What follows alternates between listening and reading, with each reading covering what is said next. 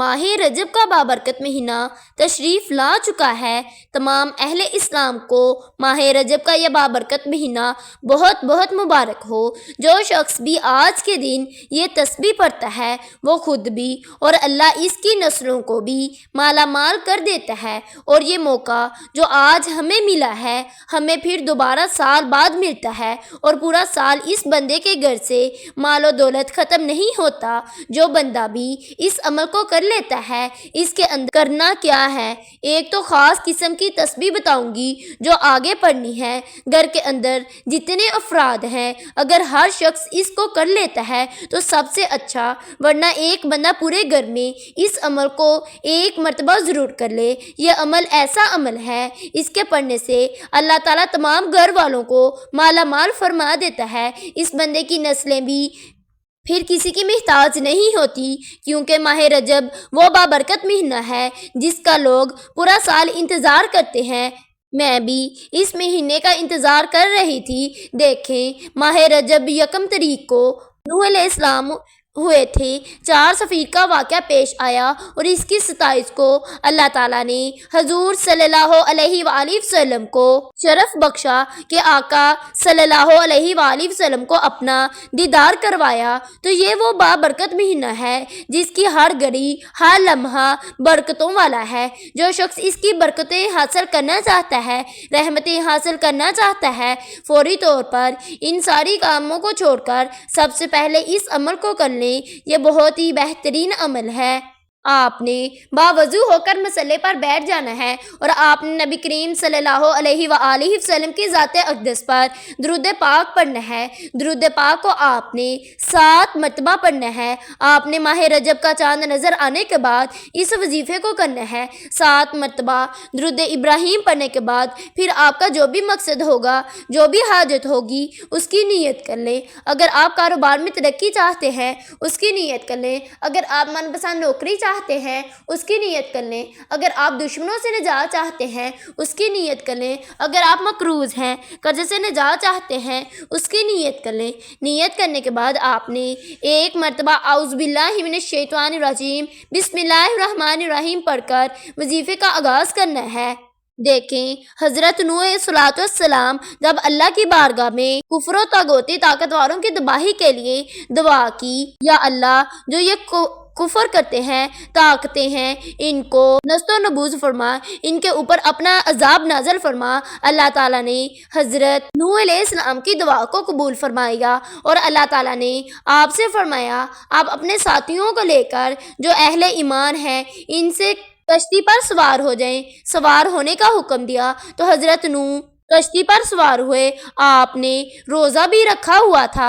اس طرح پھر وہ کشتی 6 ماہ تک چلتی رہی۔ اللہ تعالیٰ نے آپ کی حفاظت فرمائی۔ جو آپ کشتی میں تھے اللہ تعالیٰ آپ کی اسی طرح حفاظت فرماتے رہے، اور اللہ تعالیٰ نے کرم فرمایا۔ جودھی پہاڑی تک پہنچی، پھر اللہ تعالیٰ نے آپ کی کس طرح حفاظت فرمائی۔ ایسا اس طرح ہر بندے پر اللہ تعالیٰ کرم فرماتا ہے، ہر بندے پر اللہ تعالیٰ رحمت فرماتا ہے۔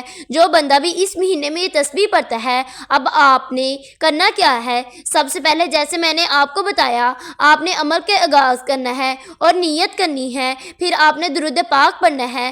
درود پاک کو آپ نے 7 مرتبہ پڑھنا ہے۔ 7 مرتبہ پڑھنے کے بعد پھر آپ نے 1 مرتبہ اعوذ باللہ من الشیطان الرجیم بسم اللہ الرحمن الرحیم پڑھ کر وظیفے کا آغاز کرنا ہے۔ پھر آپ نے ایک سورت کو پڑھنا ہے، سورت فاتحہ شریف کو پڑھنا ہے۔ اس کو آپ نے بسم اللہ الرحمن الرحیم کے ساتھ پڑھنا ہے۔ دیکھیں، جب نمازی نماز میں سورت فاتحہ پڑھتا ہے تو نامہ اعمال میں حج اور عمرے کا ثواب اللہ تعالیٰ لکھ دیتے ہیں، یعنی اتنا ثواب ملتا ہے گویا کہ اس نے حج اور عمرہ کیا۔ پھر رسول صلی اللہ علیہ وآلہ وسلم نے فرمایا جس نے سورت فاتحہ کو پڑھا یہ خزانہ عرش کے نیچے سے نازل ہے۔ اور پھر حضور فرماتے ہیں اگر تم بستر پر سونے سے پہلے سورت فاتحہ پڑھو تو یہ تمہارے لیے حفاظت کا بھی کام کرتی ہے، اور اس کے علاوہ اس کے ہزاروں فائدے ہیں۔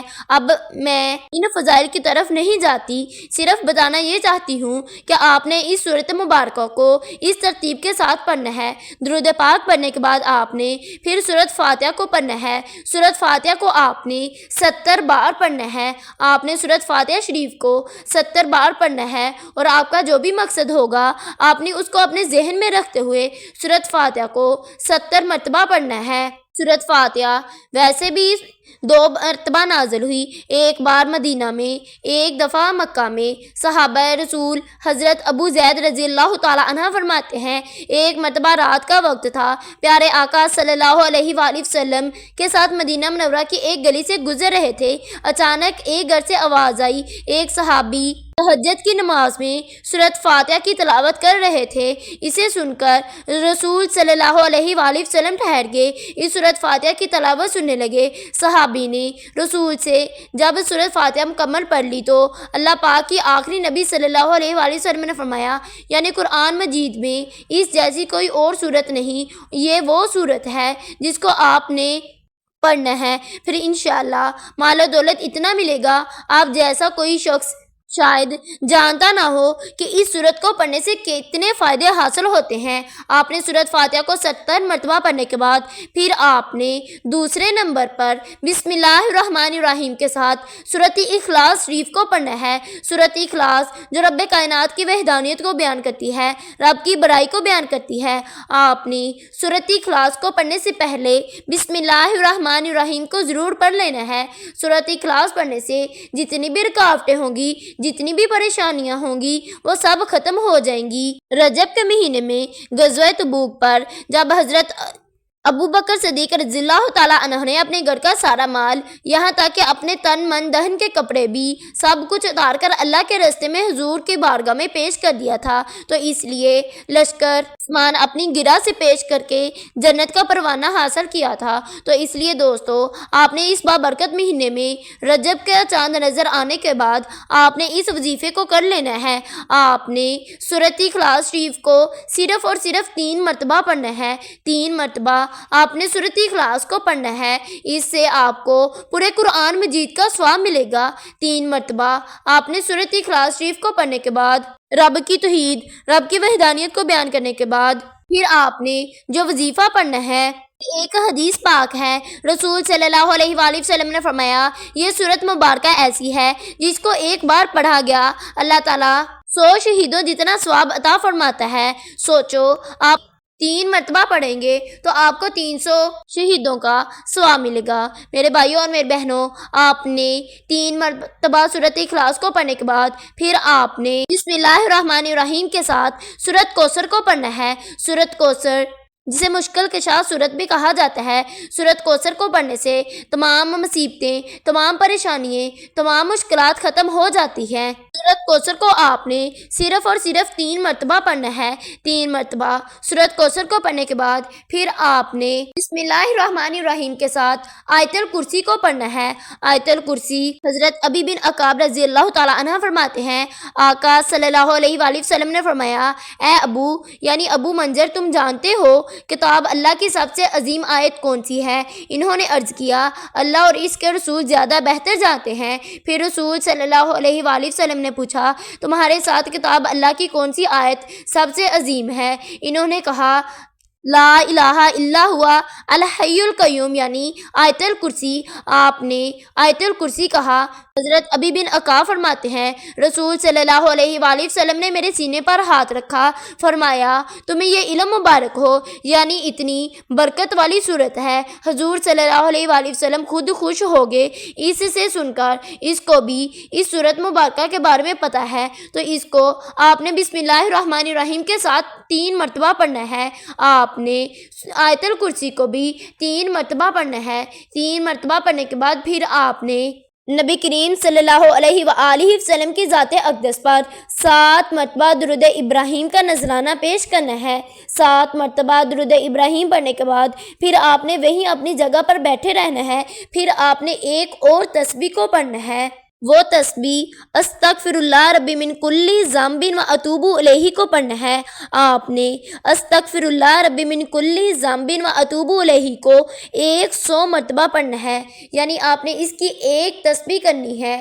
آپ نے استغفراللہ ربی من کلی ذنب و اتوب الیہ کو پڑھتے دوران نیت یہ کرنی ہے کہ میں اپنے گناہوں کی توبہ کر رہا ہوں یا کر رہی ہوں۔ آپ نے اپنے گناہوں کی سچی توبہ کرنی ہے، پھر اللہ کی بارگاہ میں ہاتھ اٹھا کر گڑ گڑا کر رب کریم سے مانگنا ہے اور اپنی تمام دعاؤں کو، تمام حاجات کو پورا فرمانا ہے۔ میری اللہ پاک سے دعا ہے کہ اللہ پاک ہم سب کی تمام مصیبتوں، تمام پریشانیوں کو دور کر دے، اور میری جن بہنوں کے پاس اولاد نہیں ہے اللہ پاک انہیں نیک اولاد سے نواز دیں، آمین۔ اگر آپ نے میرے چینل کو سبسکرائب نہیں کیا، میرے چینل کو سبسکرائب کر دیں۔ اللہ حافظ۔